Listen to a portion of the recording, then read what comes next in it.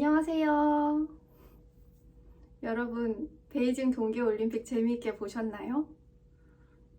수월하게 따는 메달은 없지만 다 피땀을 흘리지만 이번에는 유독 편파 판정과 어려움이 많아서 그걸 딛고 결국에는 선수들이 메달을 획득하고 좋은 게임을 해냈죠. 인생도 그런 것 같아요. 편안하게 평탄하게 흘러가는 삶도 있지만 어려움을 극복하고 그럴 만한 것 같아요. 왜냐면 성장을 하잖아요. 더 멋있죠? 올림픽이 지금 2022년인데 여러분 혹시 2002년 때 뭐 하셨는지 기억나시나요? 무려 20년 전이더라고요. 2002년 하면 다들 월드컵이 떠오를 거고 한국에서 개최됐었기 때문에 축구 봤다? 아니면 군대에서 축구 봤다? 이렇게 대답하시는 분들이 많을 것 같아요. 근데 정말 일 열심히 하시는 분들은 광화문 광장에 전광판 대형 화면에 축구가 방영돼도 못 보셨을 것 같아요. 저도 그렇게 TV를 안 보고 10년이 넘게 일을 했거든요. 어쨌든 2002년 월드컵 때 저는 월드컵 경기장에서 한 20분 정도 거리에 살았었어요. 그래서 티켓도 있었고 보러 갈 수도 있었는데 저는 월드컵을 거의 보지 못했답니다. 여기서 제 인생에 큰 어려움이 한번 발생하는데요. 2002년이 되기 전에 2001년 말이었을 거예요. 겨울에 막 이제 친구들이랑 놀러 간다고 청량리에서 기차를 타러 계단을 달려서 올라가고 있었어요. 근데 그때 장을 봤던 무거운 봉지도 같이 들고 막 뛰어 올라가다가 넘어졌어요. 근데 제가 그때 하체 비만이라서 바지가 항상 컸어요. 그래서 허리에 안 맞고 줄줄줄 내려와 있으니까 이렇게 다리에 바지가 딱 끝까지 입혀지는 게 아니라 약간 밑으로 내려와 있어서 다리가 잘 안 벌어지는 거예요. 그래서 계단을 막 뛰어 올라가다가 다리가 짧게 벌어져서 계단을 못 올라가고 넘어진 거예요. 근데 빨리 가야 되는데 너무 아파서 일어날 수가 없었어요. 그 무릎이 계단 모서리에 팍 부딪히고 그 다음 아래 칸으로 착지를 한 거예요. 순간 너무 아프긴 했는데 결국 놀러 가서 잘 놀고 왔어요. 네, 청바지를 입었음에도 불구하고 많이 다쳤더라고요. 그래서 무릎 상처만 치료받으려고 병원을 다녔었는데 통원 치료를 하면서 허리가 좀 아픈 거예요. 그래서 넘어질 때 삐끗했나 보다 하고 엑스레이를 찍어봤는데 의사 선생님께서 근육을 만져보시고 하더니 아무 이상이 없다. 근데 정 아프면 아마 삐뚤로 걸어서 계속 균형이 안 맞는 것 같으니까 며칠 안정을 취하자. 그렇게 해서 무릎 치료를 잘 받고 지나갔는데 한 달 후였을 거예요. 운동화 끈을 묶으려고 이렇게 숙였는데 허리가 안 숙여지는 거예요. 손이 운동화에 안 닿아요. 그래서 뭐지?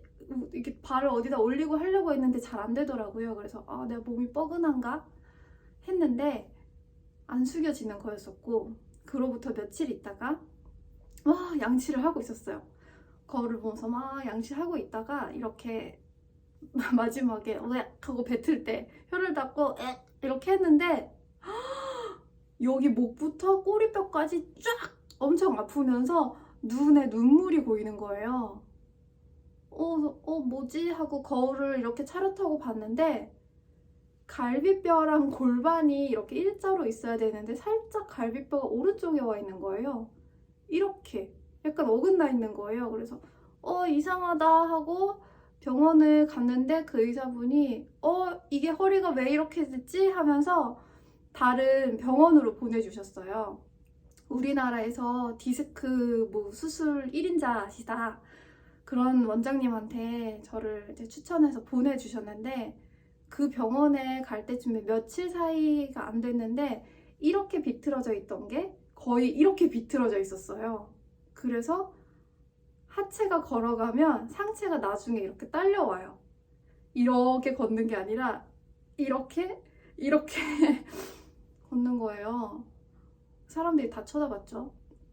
근데 그 병원에 갔는데 제가 똑바로 설 수가 없어요. 이미 갈비뼈가 오른쪽으로 무너졌기 때문에 척추가 완전히 이렇게 돼서 똑바로 설 수가 없는데 억지로 막 똑바로 서라고 하면서 엑스레이를 찍더라고요. 여기 목부터 골반 쪽까지. 근데 제 상태 그대로를 엑스레이를 찍어야 되는 거 아닌가요?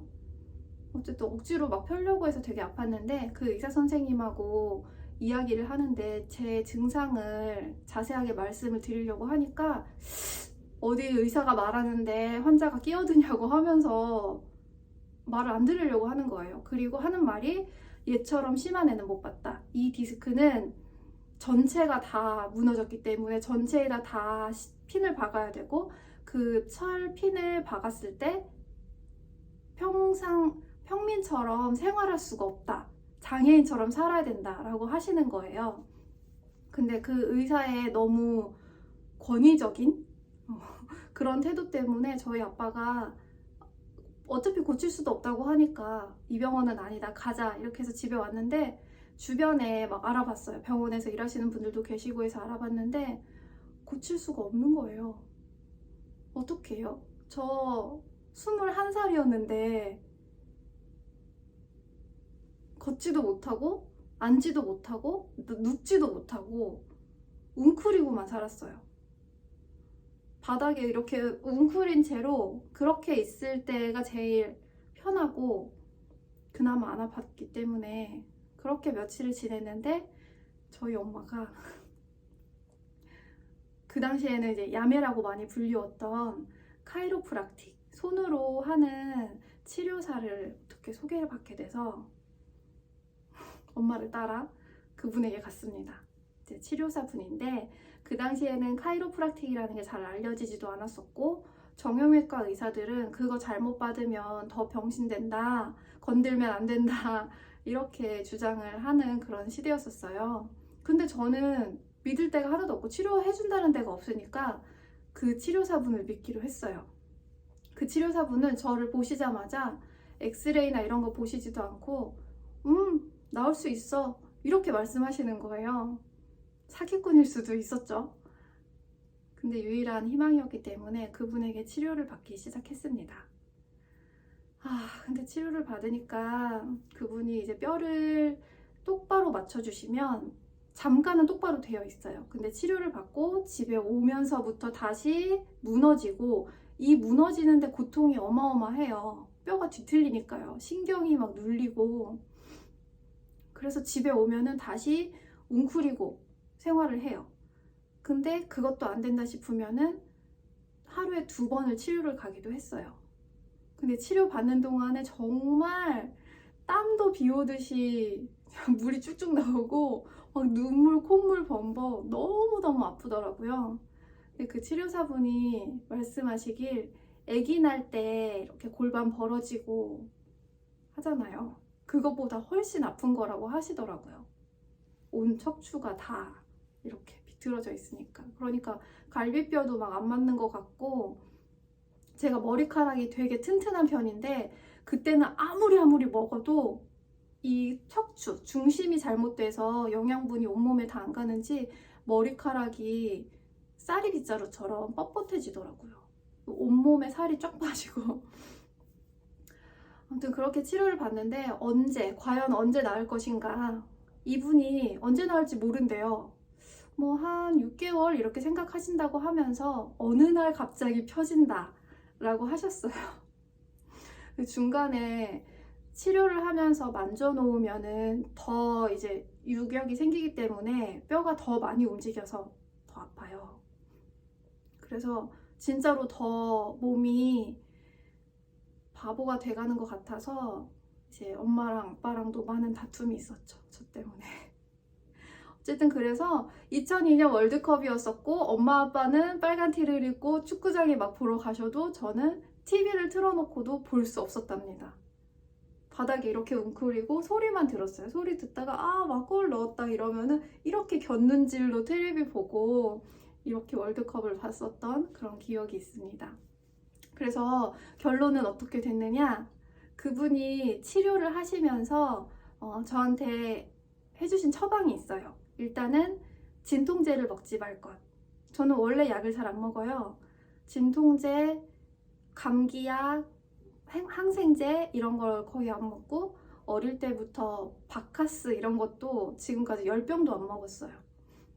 그 정도로 약을 안 먹기 때문에 왜 그런지 모르겠지만 뭐 어쨌든 이물질이라서 먹기가 싫었는데 그분께서 진통제를 먹으면 아픔을 못 느끼기 때문에 내가 어디가 얼마나 아픈지를 찾지 못해서 병을 못 고친다고 하더라고요. 병을 계속 숨겨주니까 내가 아픈지를 모르는 거죠.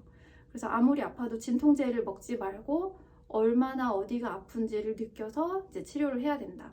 그리고 두 번째로 거의 이제 척추가 무너져서 기능을 상실했지만 그 단계별로 할 수 있는 운동을 알려주셨어요. 정말 작은 움직임을 반복해서 힘을 키워내는, 그렇게 힘을 키워내서 그 근육의 힘으로 병을 고치는 거라고 하셔서 알려주신 운동을 계속 반복했었고요.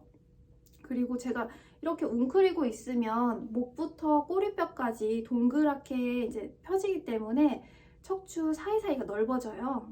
그래서 일자로 잠깐은 펴지는데 그 잠깐 펴졌을 때 이제 일어나서 운동을 하고 뭐 청소기를 민다던가 이런 일상생활을 그냥 하라고 하셨어요. 그래서 그런 걸 하다 보니까 어느 날 갑자기 정말 나았습니다. 어느 날 갑자기 허리가 펴지더니 다시 무너지지가 않는 거예요. 그게 6개월 걸렸습니다. 그래서 그때 학교도 거의 못 가고 시험도 레포트나 뭐 이런 걸로 대신하고 시험 보러 간 날은 꼬부랑 할머니처럼 이렇게 90도로 굽힌 상태로 걸어 다녔어요. 의자에 잘 앉지도 못하고. 그래서 21살 때 불구가 된다는 얘기를 들었고 치료해주는 데가 없었고 야매로 한다는 불법 시술소에 가서 물론 사업자 등록증이나 이런 게 있지만 거기에 가서 치료를 받고 6개월 동안 불구의 생활을 하다가 기적적으로 나았습니다. 이 얘기 들으면 되게 거짓말 같잖아요. 근데 저는 그 당시에 눕지를 못하니까 잠을 못 자고요. 웅크린 상태로 어디 살짝 이제 침대에 앉아서 발을 높은 데다 올려놓고 이렇게 웅크리고 있다가 지치면 잠이 들어요. 그랬다가 이제 허리 부분이 막 너무 아파갖고 깨는 거죠. 한 1시간 반에서 2시간 자고 깨고 이런 생활을 눈물 흘리면서 6개월을 했었어요. 이때 몸이 갑자기 망가지면 쓸 수가 없구나. 아픈 걸 대비해서 뭘 해야 될까? 그래서 오른손이 다치면 밥을 못 먹으니까 왼손으로 젓가락질을 할 줄 알아야 되겠구나 해서 그때부터 왼손 젓가락질을 하게 됐습니다.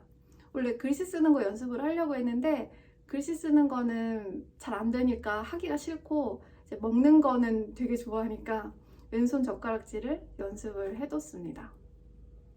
이게 태어나서 제일 아팠던 순간인 줄 알았는데 그 이후에 더 어마어마한 게 오죠. 그래서 그 당시에는 정말 평생 장애인으로 살 줄 알았는데 그리고 나중에 낳고 나서는 주변에서 농담으로 그런 얘기도 했었어요. 그때 장애 판정을 받아놨었어요. 혜택을 보는데 라고 했거든요. 근데 그런 농담 하는 거 아니죠. 장애인분들 너무너무 힘들어요. 그리고 여러분, 팔다리가 멀쩡해서 이렇게 살 수 있는 게 얼마나 감사한 건데요. 우리가 운동선수는 아니지만 우리가 가지고 있는 신체를 최대한 많이 활용해서 건강하게 잘 지냈으면 좋겠어요. 힘든 얘기를 하려고 했는데 얘기하다 보니까 너무 재미있었네요. 제가 증거자료로 그때 찍었던 엑스레이를 찾아봤는데 20년 전 거라서 정말 어디 있는지 모르겠더라고요. 나중에 발견하면은 다시 보여드릴게요. 지금 치료를 받고 20년이 지났는데 한 10년 전에 그 치료사분을 뵌 적이 있어요. 근데 저한테 허리 안 아프냐고 괜찮냐고 물어보셔서 괜찮아요 그랬더니 와 신기하다 이렇게 말씀하시더라고요. 본인이 고쳐주셨는데 본인이 신기하다고 해요. 근데 제가 그분에게 배운 운동요법이나 그리고 평소에 자세를 바르게 하려고 했던 노력이 있긴 했어요. 앉을 때도 무릎이 항상 똑같이 위치하게 신경을 쓰고 허리도 펴고 앉으려고 노력하고, 그리고 음식을 먹을 때에도 반을 나눠서 양쪽으로 씹으려고 노력하고 그래요. 근데 보시는 분은 아실 수도 있겠지만 살짝 제가 이렇게 첫 영상에서 왼쪽으로 많이 기울어져 있어요. 그날은 좀 허리가 많이 아팠던 날이어서 허리가 아프면은 그 약간 증상이 나오면서 골반은 이쪽, 갈비뼈는 이쪽, 그리고 어깨는 이쪽 막 이러면서 지그재그로 몸이 좀 비틀어지는 날도 있어요. 그러면 다시 또 운동을 해서 괜찮게 만들고 이렇게 약간 자가 치료를 하고 있어요. 그래서 주변 사람들이 좀 몸이 안 좋다고 하면 제가 많이 아파봤기 때문에 혈자리를 막 눌러주고 그렇게 해서 치료를 많이 해주고 있습니다. 아무튼 여러분, 우리가 가지고 있는 건강한 신체를 활용해서 많은 활동들을 했으면 좋겠어요. 21살에 상체와 하체가 분리돼서 걸을 수도 없고 누울 수도 없는 불구가 됐었지만 단지 손의 치료와 근육의 힘으로 치료를 했고 저는 왼손으로 젓가락질을 잘 할 수 있는 능력을 갖게 됐습니다.